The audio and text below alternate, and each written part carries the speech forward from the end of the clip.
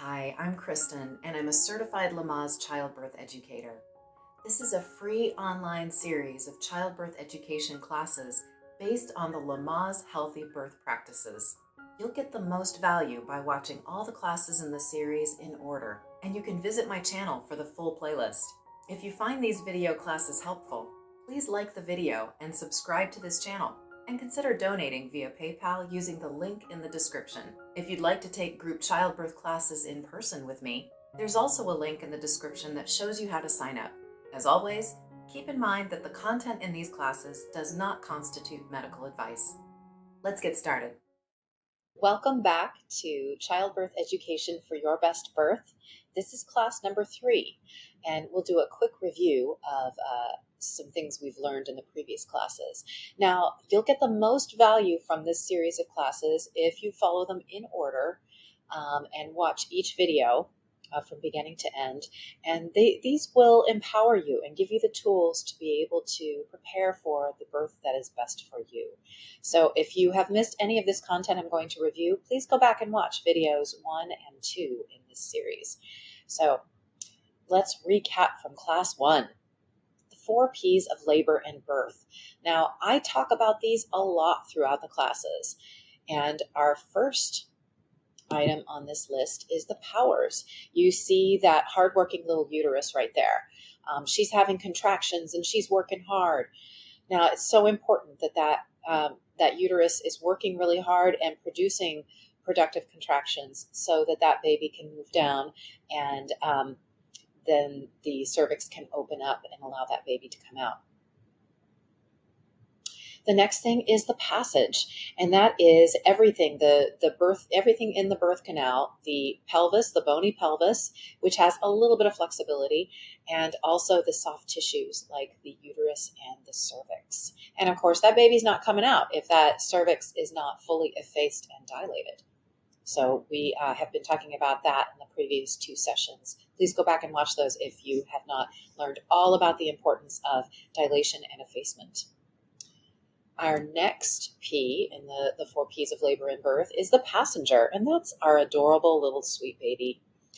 And the baby is not simply passive in this whole process. The baby plays a role. The baby is the one who starts labor, and the baby has to know how to get into position. It already knows instinctively how to get into position so that it can be born. And it's our job as mothers to help baby get into those positions, into the correct position to be able to fit through the birth canal.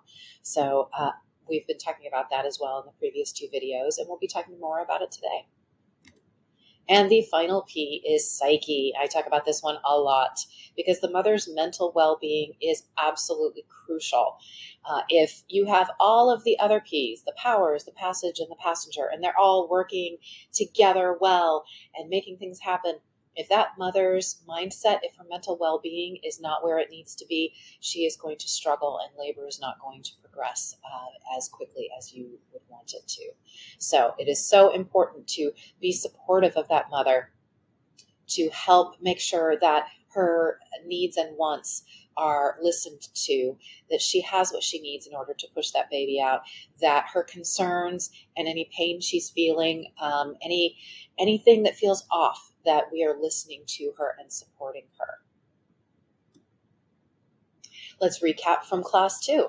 Why is relaxation important during pregnancy and birth?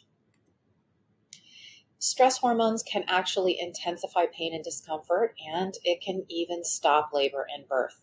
And this relates back to that 4th P, psyche. You want that mother to feel safe. You want her to feel loved. You want her to feel supported. And that is going to help her body do the job that it's supposed to do to move that baby out. The ideal birth environment includes low or dim lighting. And if you're in the birthplace where your baby's going to be born and you see that the lights are on and quite bright, if you're a birth partner or a doula, make sure you turn those lights off or you dim them. It's so important. There have been research studies that have shown that bright lights can actually trigger stress hormones, which then, of course, like I mentioned above, that can actually intensify pain and discomfort in slow labor. Only supportive and loving friends and family should be present at the birth. The mother gets to decide who's going to be at the birth, and everyone should respect those wishes. The labor and delivery nurses, they will also support that. And the mother can tell the birth partner what she wants, and that should be communicated to everyone on the birth team. The noise level should be low. There should not be loud voices. There should not be loud, hopefully no construction going on outside. Anything that's noisy, that needs to be removed from the environment. Few people should be walking in and out of the room. The more people that walk in and out of the room, it can be a distraction to the mother, so she loses focus, and it can also be stressful for her and therefore slowing down labor. And ideally, low medical intervention. When we allow birth to happen the way it's supposed to happen, far more often than not, that baby is born just the way it's supposed to be born. This is natural. Homo sapiens have been doing this for thousands of years. I'm not saying that there aren't birth complications, because there are. However, in a lot of cases, when we mess with birth, when we do medical interventions from early on in the labor, that can often slow things down and create problems, so that we need to use more medical intervention for baby to be born. And we call this, in the birth world, we call this the cascade of intervention. That when you introduce an intervention early on in labor, lots of times that triggers the need for future interventions, and it goes up and up and up and up until potentially it can lead to C-section, because we've interfered with birth so much. Labor comfort measures. Let's get down to it. A pain-free labor or birth is rare. We talked about this a little bit in the last class, class 2, but you can make it more comfortable with these comfort techniques. Slow breathing and visualization. We have talked a little bit about that, and we'll go into it more. Massage, pressure points, and a TENS unit. We will be talking about those things in more detail today. Soaking in a warm tub or taking a warm shower, that can help a mother so much. Now, I do want to stress the importance of, once a mother's water has broken, she should not be soaking in the tub at home. She may go to a birthing center where they have a birth tub, and that is okay. Let them call the shots there. Let them decide if it's safe for mother to get into the birthing tub if her water has broken. But when you are at home laboring, if your water has broken, do not get into the tub. Take a warm shower instead. Hot or cold compresses. If you have a rice bag that you can safely heat up in the microwave for a minute or two, that will often bring the mother relief if you put it on her lower back or wherever she's feeling like she would need it. You can also keep another rice bag in the refrigerator. You can put that around the back of her neck. That can cool her off if she's particularly hot during labor. Changing positions and using a birth ball are so incredibly important. We'll talk more about birth ball techniques later in this class.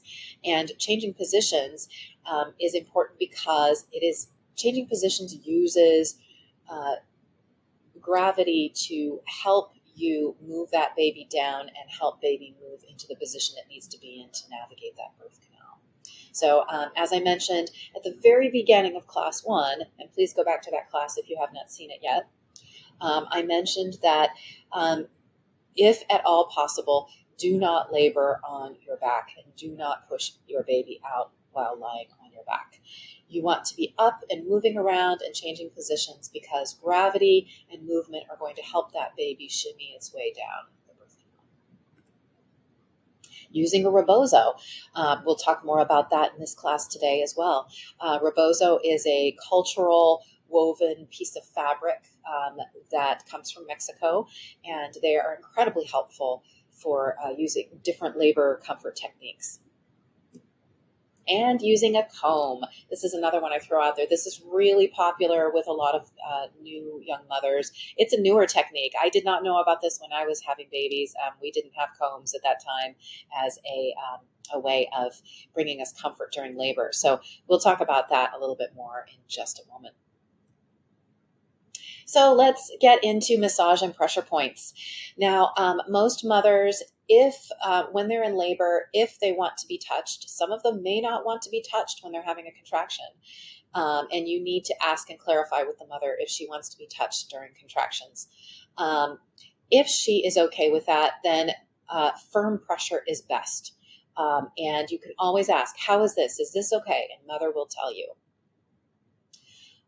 As I say up here, firm massage can reduce pain and relax the mother during contractions. Now, most mothers feel a tremendous amount of relief in between contractions. So you'll have a very intense contraction as your body is opening up. And then once that contraction ends, all of the pressure and pain is gone. And so the mother is going to feel really good at that moment. And that's when you can communicate with her. You can ask her what she wants and what feels good. So try not to ask mom questions while she's having a contraction. Here are some pressure points that you can use to reduce pain and increase the mother's relaxation. On the left, you see GB21, which is an acupressure point. This is where you use a thumb to apply pressure to the mother's top of her shoulder in the meaty part between the bones. You want to apply pressure to one shoulder at a time. And if she tells you to stop, if she's in the middle of a contraction, then you need to stop right away. She may even tell you to press harder if you're not pressing very hard. Mothers often like, some mothers will like quite a bit of pressure during a contraction. The next pressure point is BL32, and you can use a tennis ball to apply pressure to this spot. You can see where the finger is pointing here on the lower back. It's on one side of the spine. You can use a tennis ball to apply pressure to that point firmly while the mother is having a contraction. Now, I recommend if you're going to do that, the mother should be leaning over a chair, or another kind of furniture, or she can be over a birth ball. She would have her upper body leaning over the birth ball, and then you would be applying pressure either with a thumb or more effectively, I think, a tennis ball into that pressure point. And always be aware, if she says to stop, you need to stop. In the next one, LI4, you can apply pressure to the webbing of the mother's finger. I can show in the camera. Maybe I should turn this way. You have this webbing here in between, and you can use your thumb to apply pressure right there. And you will apply pretty firm pressure. It can feel just slightly painful to the mother. And this sounds crazy, but that actually helps the mother feel less pain from the contraction itself. So you're going to be pressing down pretty firmly, but again, listen to the mother if she says, oh, that hurts too much, or not so much, or whatever feedback she gives you, please make sure you're making note of that. So you'll be pressing on the webbing with your thumb, and be sure that you've got short nails in any of these applications, because you do not want to stab mom, dig into her skin with your fingernails. Another pressure point is there in the very center of the bottom of the foot. You can take a thumb and firmly press into the center of that foot on the bottom if you have access to her foot while she's having a contraction. And that can also help relax her. Again, listen for feedback from her if she doesn't like it. A TENS unit. I talked about this a little bit in class 2. So if you have not watched class 2, please go back and watch that one. The TENS unit, we kind of, as far as I know, we picked this up from the United Kingdom. This was something that they were researching over there in labor and delivery departments, and mothers seem to really love it. You can see here in this picture I have right next to me that the one pad goes on each side of the spine on the lower back, and the mother is then given the controller, and she's taught how to use it. It's very simple. It's just pressing a few buttons. And typically TENS units will be active for about 15 minutes, and then they turn themselves off. So the mother, if she has control over it, she'll be able to turn it on again after it shuts off. And she'll be able to control the intensity. She can turn it up for more intensity or turn it down if it's too much. And it's believed that TENS units are effective because they sort of short circuit the nerve feelings so that the body doesn't transmit the pain sensations quite as much from the contractions. So a TENS unit can reduce pain sensations. A lot of hospitals will actually have a TENS unit in each laboring room. So please ask ahead of time at your labor and delivery department if they have TENS units available in your labor room. If they do not, you can ask them if you can bring your own. They're not terribly expensive. They're around $30, the lower price tier ones on Amazon. You can look elsewhere if you have a favorite retailer. See if they have one that's in your price range. They're also good for muscle soreness later. If you have sore muscles from working out, you can use a TENS unit as well for that. It is helpful. You place, like I mentioned, 1 or 2 pads on each side of the spine. Do not ever allow the pads to touch.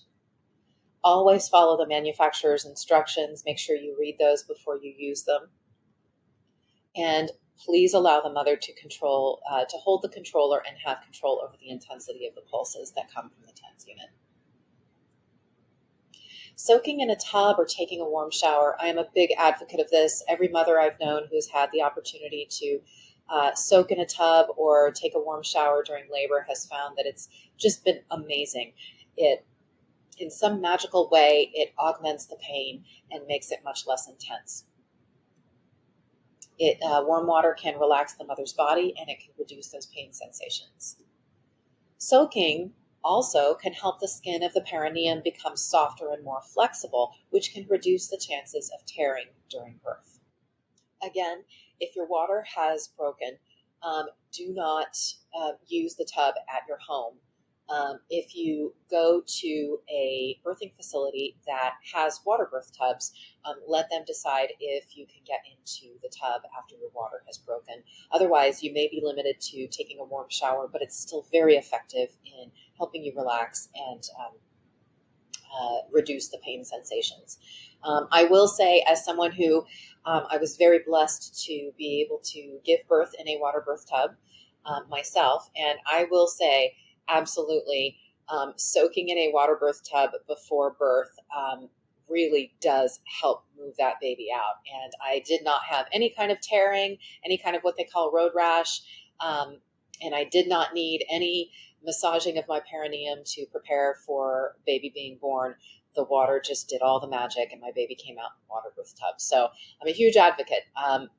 If you are early in your pregnancy, call around, ask people if they know of a birthing center that offers birthing tubs, because they are so worth it. They're amazing. You feel amazing laboring in them. And if you have the opportunity to give birth in the water birth tub, it is magical. As I mentioned, you can try laboring in a tub of warm water while at home. However, if your water has broken, do not do that. Use the shower at the hospital. Most hospitals allow mothers to take showers now during labor, so I do encourage that. And like I mentioned, some birth centers have warm water birthing tubs available. So ask around. It's absolutely worth it. Giving birth in water or even just laboring in water is amazing. So hot or cold compresses or bags. Make sure that the bag that you're using, whether it's a homemade rice bag or bean bag or whatever, or it's something you buy from a retailer, make sure that it is safe to use in a microwave. If it comes with instructions, please follow those instructions. And you can heat up a bag for about 1 to 1.5 minutes. It'll get it nice and warm, and that's a good temperature for a mother's lower back to help relieve any discomfort, any back pain she may be having. So some examples are bags filled with rice, beans, flaxseed, or another filler that is safe to be microwaved. Like I mentioned, heat it for 1 to 2 minutes. I prefer 1 minute to 1.5 minutes so it's not too hot. You can also freeze it. Make sure it sits out for a little bit so it's not too cold. You could keep it in the refrigerator instead. You can apply it you can have it, drape it across the back of the mother's neck. You can apply it to her forehead, whatever makes her comfortable if she's feeling hot. And as always, like I mentioned, follow the manufacturer's instructions. So using a birth ball, the birth ball is a really fantastic tool for during pregnancy to help stretch. It's also wonderful during labor. It's useful in so many different ways. So we're going to explore some of those options now. So let's talk about the birth ball. So the first thing you want to do is make sure that your birth ball is the correct size for your body. And you can do that by sitting on the birth ball and checking to see if your thigh is parallel to the floor and you have a nice 90-degree right angle in your knee. When you see this alignment, then you know that this is the right size birth ball for you. Now, if your birth ball, if you're not getting that same nice parallel and 90-degree angle that you're seeing here with my birth ball, see if you can find a friend who might have a smaller or larger birth ball that you can try and see if you fit that one better. What are some of the best ways you can use the birth ball toward the end of your pregnancy? Well, the first thing is you want to make sure that you're sitting on your sits bones. This gives you good posture. It also makes sure that you're not leaning back. As I've mentioned before, you do not want to lean back toward the end of your pregnancy. So you want to be upright. And this also gives you a lot more space to do some movement around.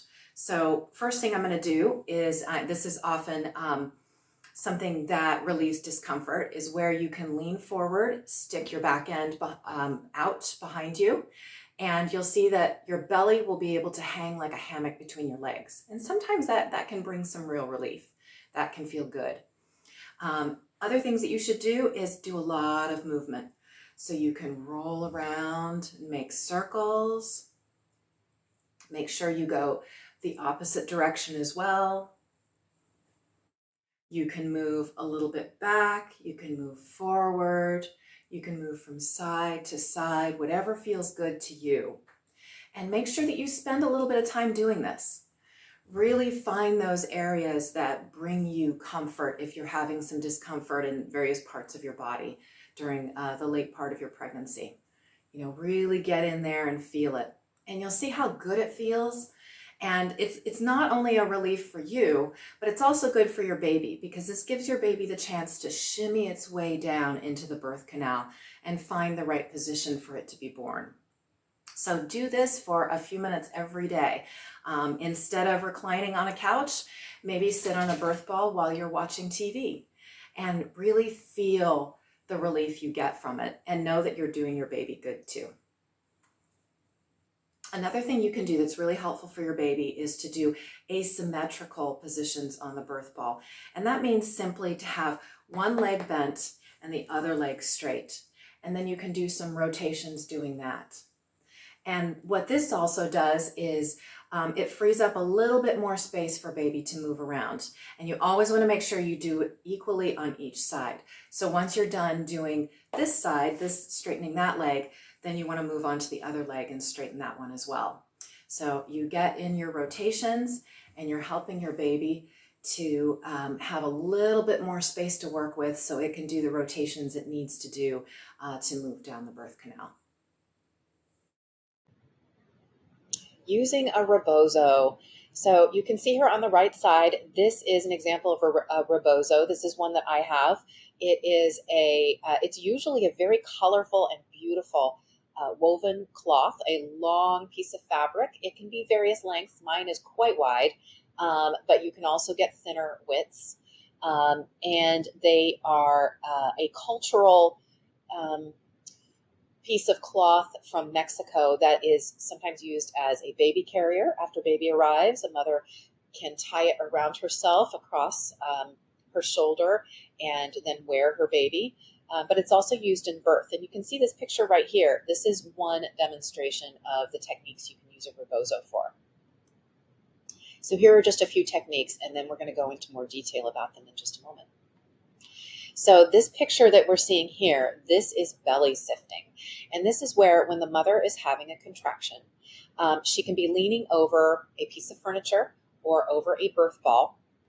And then the partner or the doula wraps the rebozo around the mother's belly. Now make sure that the bottom of it goes all the way down. You want it to go very low down to the groin of the mother so that you're fully wrapping that belly. So I would love to see that yellow rebozo there actually stretched down a little bit farther there on that mama's belly.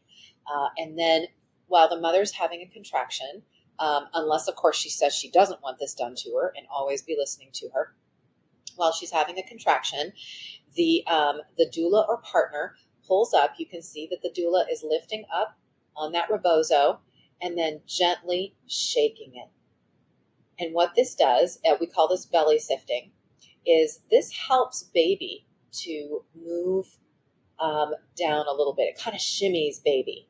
I like to joke that the best way for baby to come out is really how baby got in there in the first place. There's a whole lot of moving around.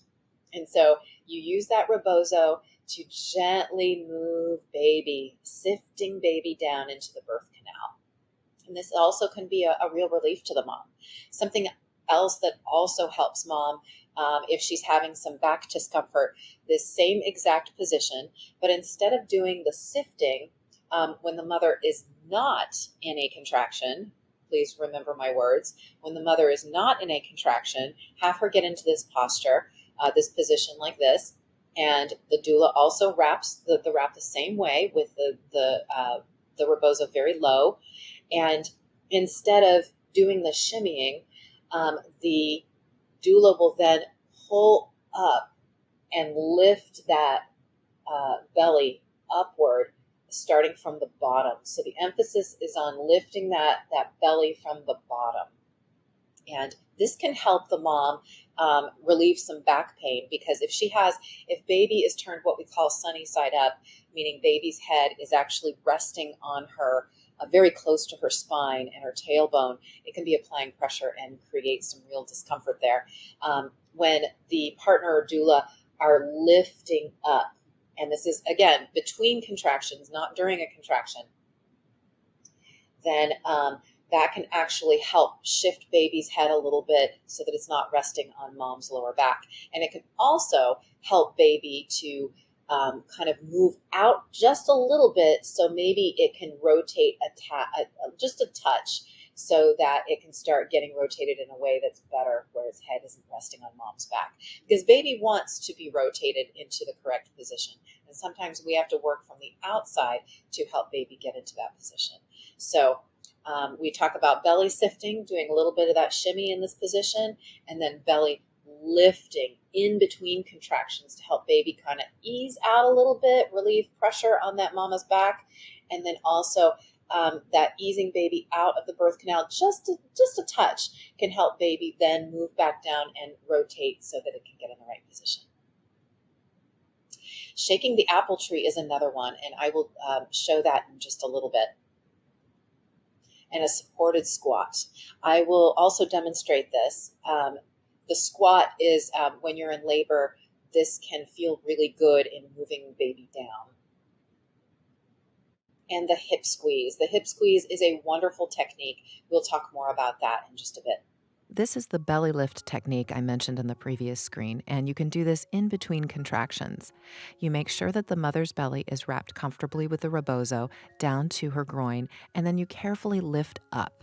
This can help the baby back out of the birth canal just a tiny bit so that it can possibly get any rotation in or find its way into a better position.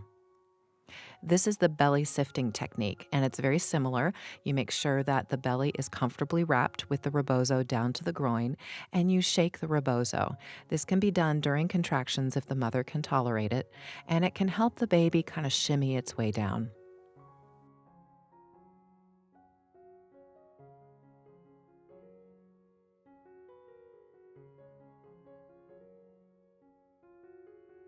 This is the shaking the apples technique. You wrap the rebozo around the mother's buttocks, firmly place your hands at her hips, and then shake her buttocks. This can be done between contractions or during contractions if the mother can tolerate it, and it can help move the baby down. It may also bring the mother some relief. I'm going to demonstrate the supported squat with the rebozo.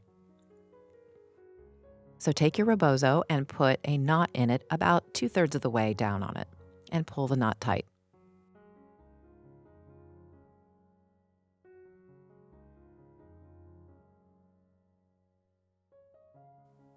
Open a door and place the rebozo over the door. Now close the door firmly. Make sure you test the rebozo with all your weight to ensure it doesn't move. And then the mother, during contractions, can go into a squat on the floor and hang on to the rebozo. This is the hip squeeze using a rebozo. You wrap the mother's hips firmly with the rebozo and twist it. And then, during contractions, pull on the rebozo as hard as you can to apply pressure to the mother's hips. If the mother feels that this doesn't apply enough pressure to her hips, you can also try the flat hand technique. Place your hands on the wings of the mother's pelvis and squeeze about as hard as you can, unless the mother tells you differently, throughout the entire contraction. This can help bring the mother some relief, and it also can kind of push her tailbone up a little bit and create more room for the baby. And this is the new secret to getting through contractions. It's as simple as having a cheap plastic comb in your hand. And during contractions, many women will squeeze the comb, and the sensation of the teeth digging into her palm will actually short circuit the pain sensation she's feeling from contractions. So it's not going to work in 100% of women, but it works for a lot of women. They will actually feel so much better during a contraction if they're squeezing a comb really hard. And it may only take one comb, but I have worked with a mom who had a comb in each hand. And I'll tell you, she had an unmedicated birth, and when every time she would have a contraction, she was such a superhero. She would have those combs ready, or if she had put them down for a moment, she was, "Where are my combs?" And we would immediately get her combs for her, and she'd have them ready to go, and she was ready to take on that contraction as long as she had a comb in each hand. So I strongly recommend the cheap plastic kind, because they do, the teeth are a little bit sharp. Now, obviously, they're not going to break the skin, but they are sharper than, say, a fancier plastic or wooden comb. Those tend to be a little bit gentler, and they actually, I have found, aren't quite as effective in short-circuiting the pain sensation. So go for the cheap combs you can get at your local Walgreens or CVS or whatever your favorite pharmacy or drugstore is. The teeth of the comb should be against the palm, because that's going to create just a little bit of a pain sensation there that actually short circuits the pain of a contraction. And as I mentioned, it takes the woman's focus away from the discomfort of her contractions. So back pain can be a really common thing during labor, and it's very challenging. It often means that baby is not quite turned, and it's not quite, the head is just not quite in the position it needs to be in for it to be born. And that can be challenging.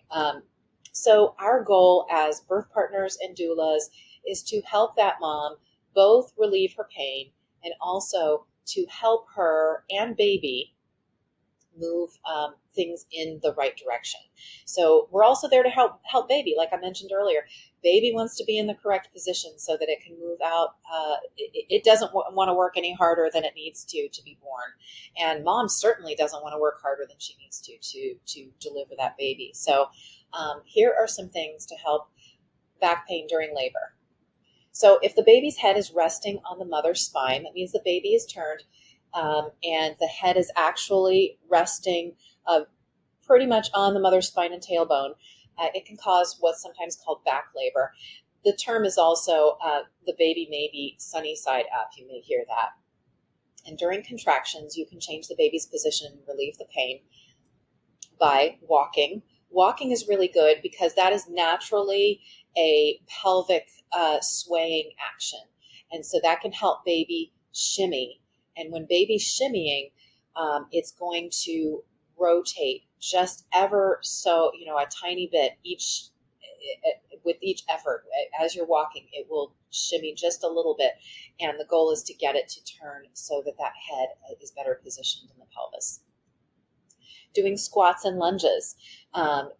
Doing, as I mentioned, with the rebozo, doing a squat can feel really good, and it can help baby get down into the correct position.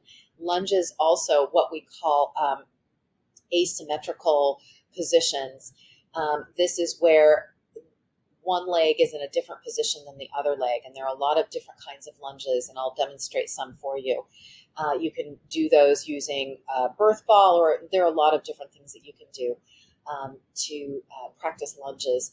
Those lunges, when you're doing an asymmetrical movement or an asymmetrical position, that can help to adjust baby and get it turned a little bit and can relieve pain.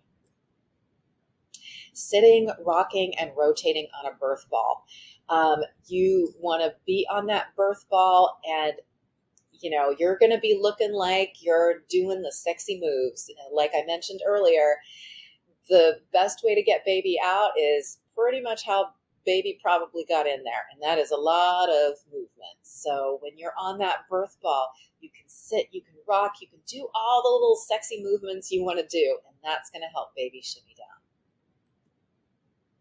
And as I mentioned earlier, belly sifting with the rebozo, and also belly lifts with the rebozo. Of course, the belly lifts should only be between contractions. The belly sifting can be done during the contraction if the mother is okay with that. And pelvic tilts and hip swaying. It can simply be standing up and swaying with the partner. The mom can put her arms on the partner's shoulders and put her, lean on her partner or her doula and sway back and forth. She can also, while she's leaning on her partner, she can be tilting her spine back and forth, and that helps to shimmy baby down. And interestingly, sitting backward on a toilet works for some moms. It doesn't work for all moms, but there are some that they just, oh my goodness, that's where they get relief, is sitting backwards on the toilet, and they will actually have a pillow on the tank of the toilet, and they will rest their heads on the pillow on the tank and sit there during contractions, and that brings them a lot of relief. So I gave a little preview in the last class, class 2, saying what not to do in the third trimester of your pregnancy. You want to work with your baby to move your baby down the birth canal. And what we see here, don't do this. In your third trimester, do not lounge in a recliner or lounge chair. If you did it for 5 minutes, fine. But if you are doing it for long periods of time, watching TV or just hanging out, talking to people, we're finding through research and anecdotal stories that labor and delivery nurses are sharing, that when moms spend a lot of time reclining late in pregnancy, baby's having a really hard time getting into position. So at 32 weeks or later, your baby will turn head down, and you will probably notice that. You will all of a sudden discover, wow, yeah, I got a lot of feet going on up here, up high. I'm feeling feet under my ribs. I'm feeling feet jutting out here. I'm feeling elbows out here. So there's obviously the head's not up here anymore. It's down here. So the best thing that you can do to help your baby find its way down in the third trimester is to not recline when you're resting. You really want to try very hard to always sit upright or lie on your left side. And why your left side? It's because your body will have the best, your circulation will be able to continue sending nutrients to your baby more easily if you're lying on your left side.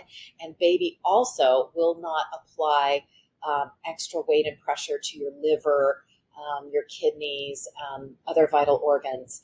So lying on your left side is really the best way to go if you're going to be reclining and watching TV or sitting upright. So get very comfortable. Use pillows, as many pillows as you need to. You're going to find throughout pregnancy and labor and after baby arrives and you're breastfeeding, you are going to use and need more pillows than you ever thought possible in your entire life. So use those pillows to make sure that you are sitting upright, or sit in a birth ball while you're watching TV. You may not be able to do it for an entire show, an entire TV program, but try sitting on the birth ball and try doing some rotations and some swaying on the birth ball while you're watching TV. When you get tired, lie on your left side. Your partner's just going to have to make room for you on the couch because you really need to be lying on your left side or sitting upright and not reclining, because baby is always busy finding its way down. Just every day it may be a centimeter lower and it's slightly rotated in order to find its way down the birth canal. And like I mentioned, rock and sway on a birth ball every day if you can. Get your steps in. You want to be walking. If you can, if you work in a building that has multiple flights, walk at least a couple of flights of stairs throughout the day. Do it a few times a day. Make sure you're walking. You may get tired at some point and need to take the elevator, but that's okay too. The point is, make sure you're getting your steps in every day. And if you sit a lot at work, a lot of us office workers, we sit a lot. You really want to try to stand and walk for at least 5 minutes every hour. If you can make it longer, wonderful. Anecdotally, I have heard from labor and delivery nurses that the thought is that because a lot of us office workers, I'm one too, because we spend so much time sitting down, it's possible that babies are having a harder time nowadays finding their way down because they're staying so still, sitting in one position for many, many hours a day.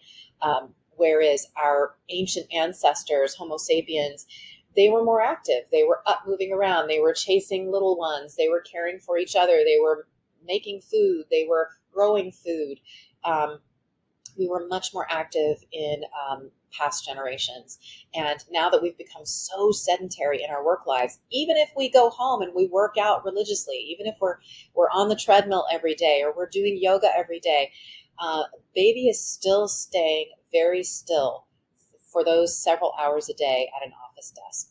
So really make an effort to find those opportunities to walk.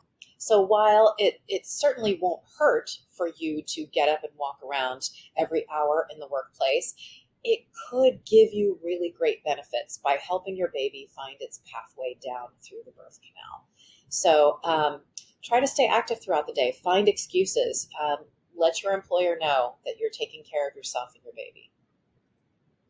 And do the glute scoot. I'm going to demonstrate this for you in just a moment. The glute scoot is something that you can do in your third trimester to help your baby find its way down, shimmy its way into the birth canal, and in turn so that it is correctly positioned for birth. Now, to do the glute scoot, I recommend using a yoga mat, but you can also do it on carpet if you don't have a yoga mat. I don't recommend doing it on hard floor because it's just not that comfortable. So you sit with your legs in front of you and your toes pointing to the ceiling, and hold your shoulders back, have good posture. Hold each hand at the point of your pelvis. So one hand at this point and the other hand at the other point of the pelvis. And then you pick up each butt cheek and you scoot.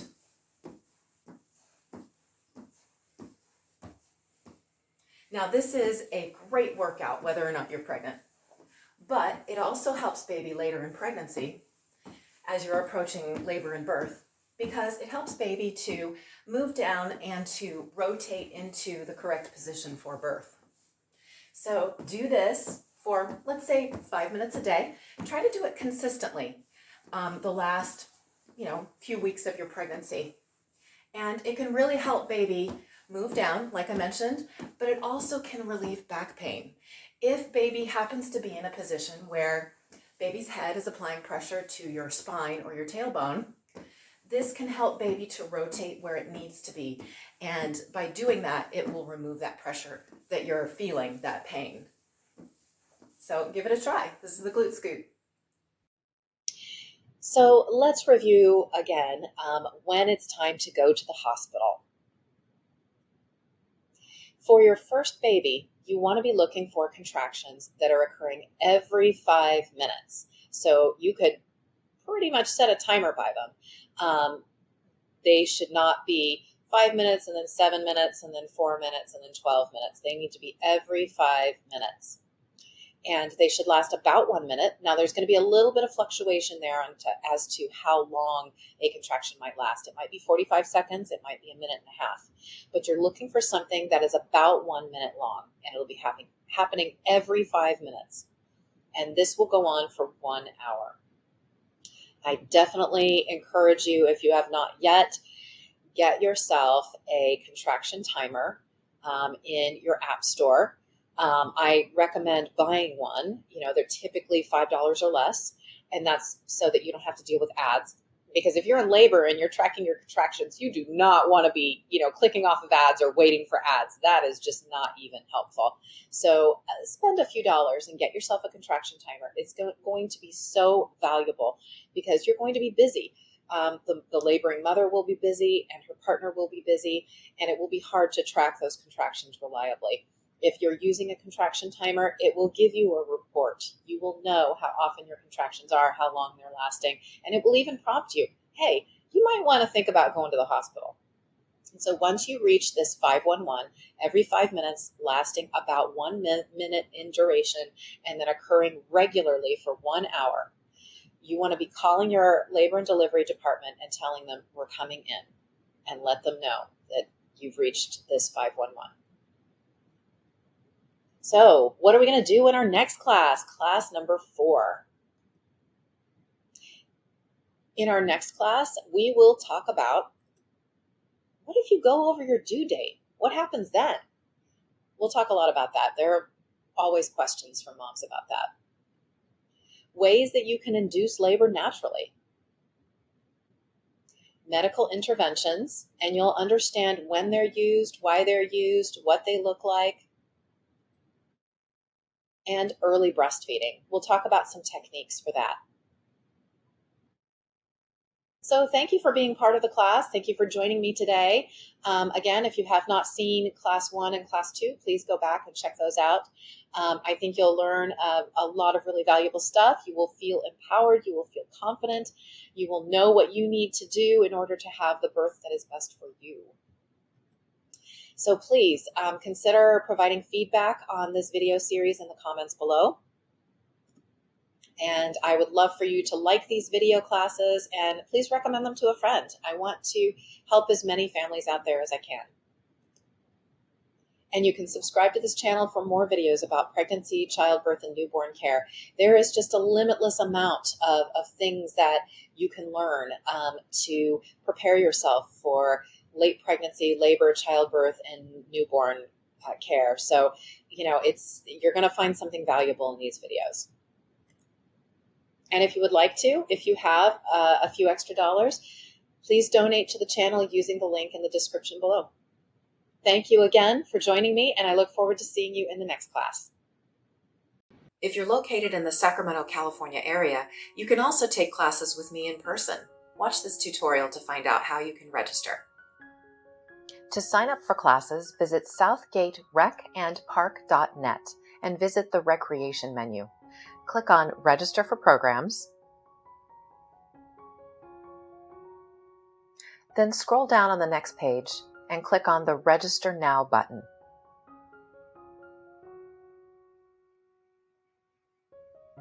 Go up to the Activities menu in the upper left-hand corner and click on Special Interest Classes. You'll see Childbirth Education pop up at the top. Click View Sub-Activities to see the available classes, and then click on an individual class to read the description, the dates, and the times. And when you're ready to sign up, click Create an Account in the upper right-hand corner, enter your email address, and then follow the prompts to register. I look forward to seeing you back here at this channel, or in person if you decide to take classes with me. Watch the video series so that you too can have the best birth for your family. Have a beautiful day.